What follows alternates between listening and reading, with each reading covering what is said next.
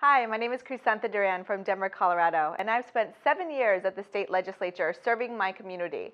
I am the first Latina Speaker of the Colorado House of Representatives and the only Latina Speaker in the country. I was humbled when the Young Elected Officials Network, made up of more than 1,000 elected officials from across the country, asked me to join America's cabinet as Secretary of Transportation to provide our own take on what a cabinet that serves all Americans should actually be doing to help America live up to its promise. I know firsthand the frustration of being stuck in traffic for hours instead of spending time with my family, or having to pay out of my own pocket to fix damage to my car due to potholes.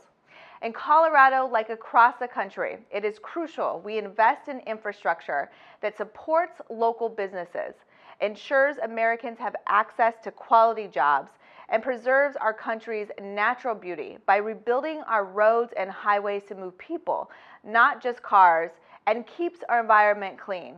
Most people would be surprised to hear that almost a third of pollutants causing climate change come from transportation. President Trump campaigned on a promise to invest in infrastructure. He even said his plan would lead to the creation of thousands of good-paying jobs.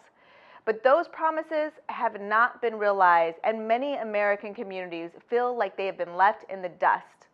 The current administration promised to allocate billions for infrastructure over 10 years, but in reality, these policies actually require counties, cities, towns, and states across our country, from Maine to California, to foot the majority of the bill.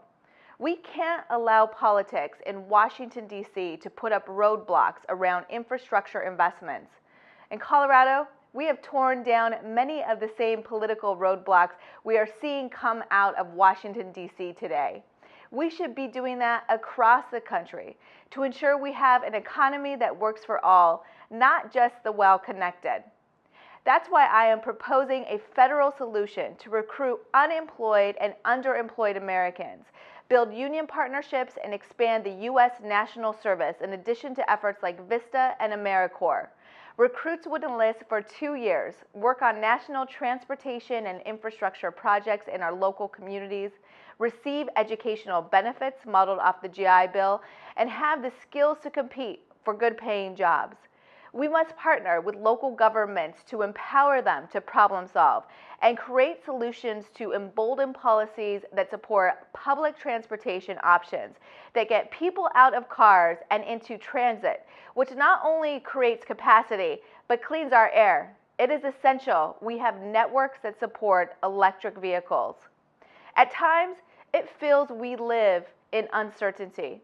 Sometimes it feels like our country and the fabric of our democracy is being pulled apart at the seams. But there is still more that binds us together than will ever divide us.